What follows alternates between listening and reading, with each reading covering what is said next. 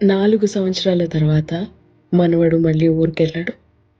ఇంటికెళ్ళగానే వాళ్ళ అమ్మమ్మతో ఎంత దూరం ప్రయాణం చేశాడు, ఏం చేశాడో అన్నీ చెప్తూ, నది దాటేటప్పుడు మాత్రం చాలా టైం పట్టేసింది అని అన్నాడు. వాళ్ళ అమ్మమ్మ, "నది దాటావా నువ్వు?" అని అడిగింది. దాటాను, చాలా ట్రాఫిక్ ఉండింది అన్నాడు. వాళ్ళ అమ్మమ్మ చెప్పింది, "నువ్వు దాటింది నది కాదు, బ్రిడ్జు" అని. "ఆ రెండిటికి తేడా ఏంటి?" అని అడిగాడు. నది దాటడం అంటే నీళ్ళల్లో తడవటం, కాళ్ళకి మట్టి, రాయి తగలటం.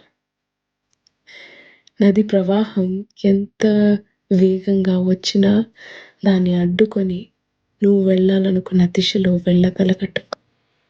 అది నది దాటడం అంటే. బ్రిడ్జ్ దాటడాన్ని నది దాటడం అనరు అని చెప్పిందంట. చిన్న కథ. బట్ లైఫ్‌లో మనం కూడా చాలా కష్టాలు దాటేసామనుకుంటాం. బట్ యాక్చువల్లీ అవి నిజం కష్టాలే గాదు. బ్రిడ్జ్ మీద దాటుతున్నాం అంతే. నిజమైన కష్టాలేంటో తెలియకపోవడమే మన బిగ్గెస్ట్ బ్లెస్సింగ్.